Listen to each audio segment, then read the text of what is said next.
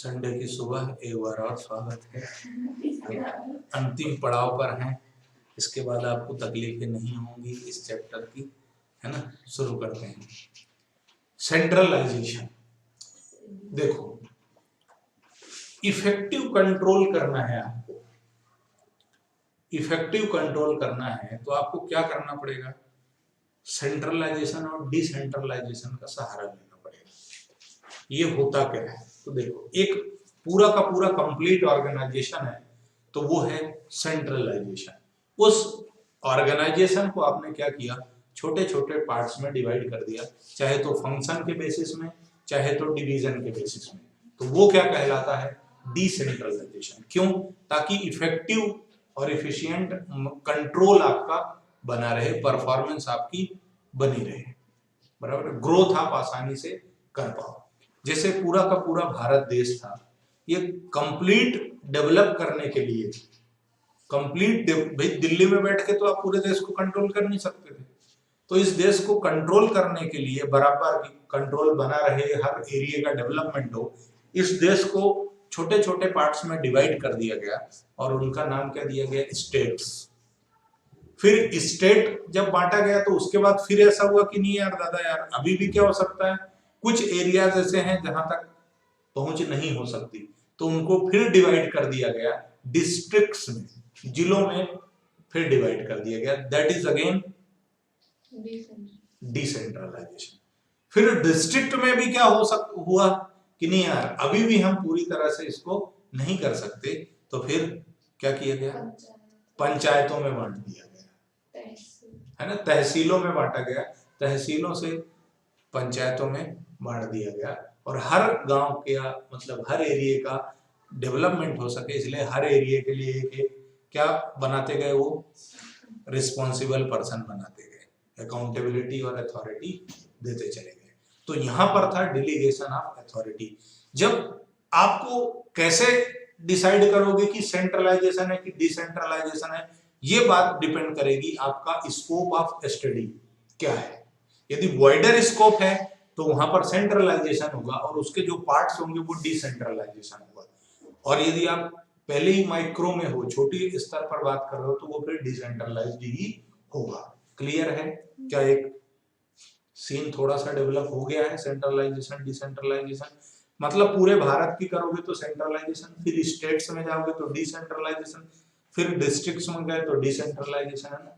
पर यदि आप अकेले इंदौर की बात कर रहे हो तो दैट विल बी सेंट्रलाइजेशन। फिर इंदौर को कैसे बांटा है? वार्ड में, है ना, वार्ड में बांट दिया, तो वो क्या है? डिसेंट्रलाइजेशन। क्लियर है?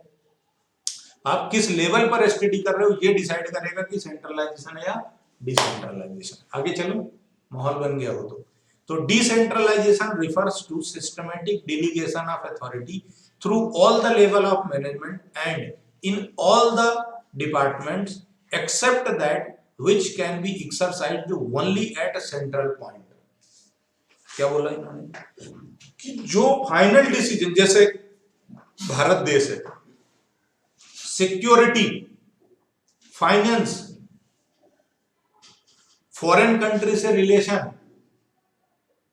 अरे घर वाली तो घर में संभल जाएगी, पर बाहर वाली संभालने के लिए ये सेंट्रल का मामला है, पूरे देश का एक ही हो सकता है ना।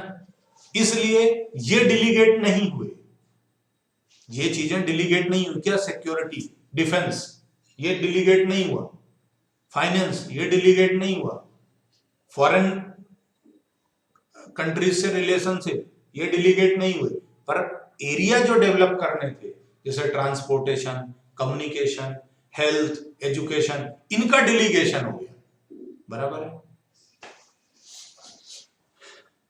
लॉ बनाने का काम डिलीगेट नहीं हुआ। फाइनल डिसीजन मेकिंग पावर किसके पास है? सेंट्रल के पास। वो जिसको चाहे बना दे, जिसको चाहे खत्म कर दे, बराबर। तो ऐसे ही किसी ऑर्गेनाइजेशन में भी होता है। Decentralisation explains the manner in which decision making responsibilities are divided among hierarchical levels. क्या बोला इन्होंने? कि डिसेंट्रलाइजेशन ये बताता है कि डिसीजन मेकिंग की रिस्पॉन्सिबिलिटी किस हिसाब से डिवाइड होगी, ठीक है, कौन किस बात के लिए रिस्पॉन्सिबल होगा, किसको कितनी पावर देनी है। Decision making authority is pushed down the chain of command, धीरे धीरे कमांड नीचे चली जाती है। It is shared with lower level and is placed nearest to the point of action. जहां पर पॉइंट ऑफ एक्शन है, जहां एक्शन लेना है, वहां तक क्या होता है, पावर डिलीगेट होता है। अथॉरिटी, रिस्पॉन्सिबिलिटी और अकाउंटेबिलिटी डिलीवरेट। भाई ग्राम पंचायत में जो सरपंच है उसको क्या है, एकदम ग्राउंड लेवल पर हो गया ना वो, ठीक है। An organisation can be regarded as greatly decentralised if the decisions taken by the lower levels are numerous as well as important। कब ऐसा होगा डिसेंट्रलाइजेशन, जब इंपोर्टेंट डेवलपमेंट करने हो और बहुत ज्यादा डेवलपमेंट करने हो, तो फिर क्या होगा, डिसेंट्रलाइजेशन। अभी सेंट्रलाइजेशन एंड डिसेंट्रलाइजेशन। तो centralisation refers to the extent to which the authority responsibility is passed to lower, सब कुछ तो डिस्कस कर लिया। If authority to take decision is retained at a top level, then organization is said to be centralized. However, if decision making authority is widely distributed, then organization is said to be decentralized। समझो, क्या तुम कभी Levi's वगैरह के showroom पे गए हो? Levi's के शोरूम पे, या फिर अरे वो ऐसा राइट का निशान बना देता क्या, नाइकी, उसके बाद वो ऐसा वो बना हुआ रहता है, प्यूमा। इनके कभी शोरूम पे गए हो? यदि गए हो तो मैं तुम्हें बता दूं, बाटा के शोरूम पे कभी गए हो जूते चप्पल खरीदने? चप्पल लेने नहीं, खरीदने है ना वो तो घर पे मिल जाता। तो वहां पर क्या होता है, वो बोलते हैं, उनका बिलिंग का एक सिस्टम होता है। आप बोलो कि डिस्काउंट कर दो तो नहीं करते, क्या बोलते हैं, ऊपर से सिस्टम है। तो वो क्या है, डिसेंट्रलाइजेशन। डिसेंट्रलाइजेशन नहीं है, वो क्या है, सेंट्रलाइजेशन। डिस्काउंट देने का ऊपर से डिसाइड होता है, टॉप लेवल से, और वहां से सिस्टम में फीडिंग हो जाती है ना। कभी एक्सपीरियंस करना, अब जाओ तो कभी अब, और नहीं तुम्हें कुछ भी नहीं खरीदना तो खाली समझने के लिए चले जाना, है ना, पूछ लेना कि नहीं यार ये तुमने 50% का लगाया, हमको 10% एक्स्ट्रा ऑफर दे, तो यही बोलेगा कि ये ऊपर से है, हमको अलाउड नहीं है, हमारे पास डिसीजन मेकिंग नहीं है। मतलब ये ऑर्गेनाइजेशन कैसा है, सेंट्रलाइज्ड है। तुम मेट्रो होलसेल में चले जाओ, बेस्ट प्राइस में चले जाओ, डी मार्ट में चले जाओ, उनको ऊपर से जो इंस्ट्रक्शन है, उनकी बिलिंग का सिस्टम ही बाहर से होता है, तो वो क्या है, सेंट्रलाइज्ड है। लोकल के पास पावर, किराने वाले के पास चले जाओ, अरे आपके रिलेशनशिप के बेसिस में डिस्काउंट मिलेगा, डिसेंट्रलाइज्ड। हालांकि है वो सेंट्रलाइज्ड क्योंकि वहां पर मालिक ही एक है, बट कंपनियों में यदि डिस्काउंट दे दिया जाता है तो फिर वो क्या हो जाएगा, डिसेंट्रलाइज्ड। कभी तुम्हारी सिम खराब हो जावे और तुम उसके स्टोर में जाकर के पूछो, तो कुछ पावर उसके पास होता है और कुछ पावर उसके पास नहीं होता। यदि उसके पास कुछ पावर है, जैसे वो नई सिम देने का पावर रखता है, तुम्हारी सिम यदि डैमेज है तो उसको चेंज करने का पावर रखता है। कभी कभी वो तुम्हारे जो रिचार्जेस हैं, पेमेंट्स है, वो रिवर्स भी कर देता है ना।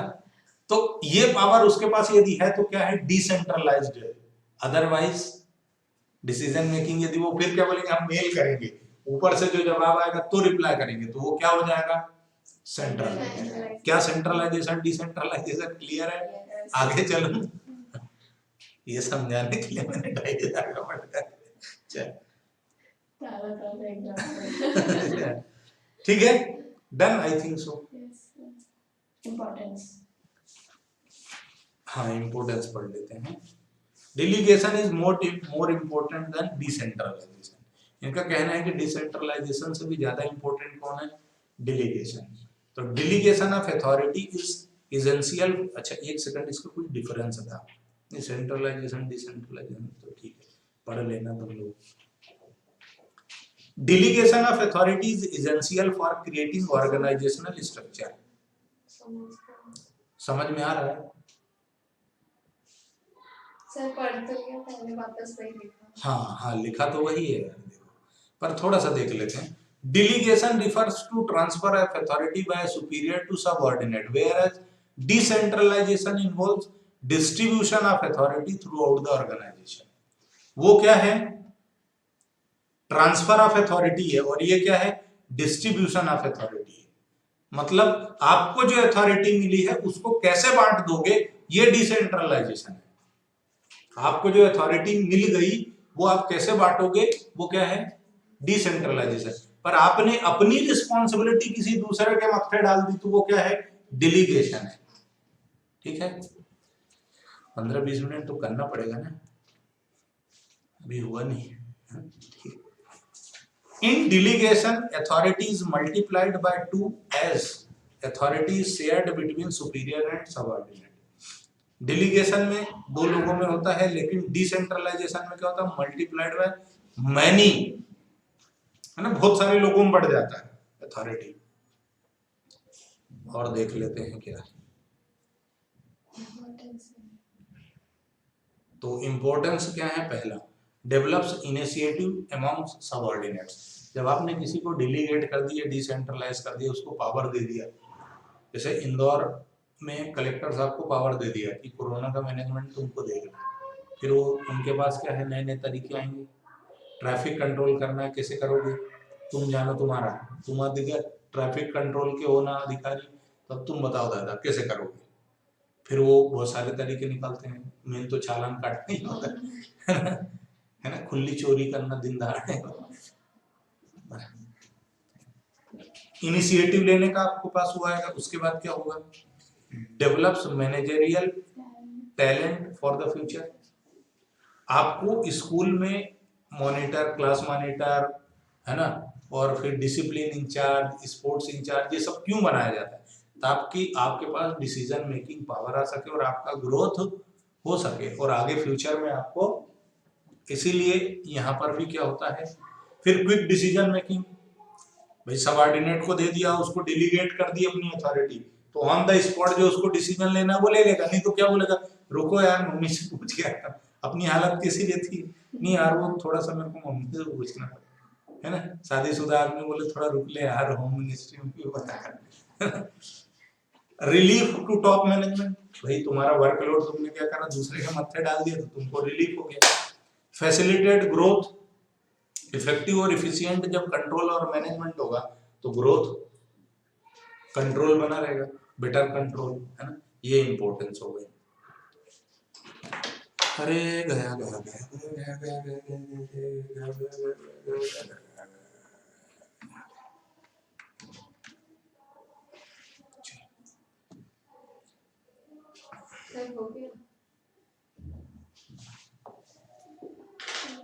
क्विक रिवीजन में आ गए, चलो ठीक है, बस धन्यवाद, है ना। आपका बहुत बहुत शुक्रिया।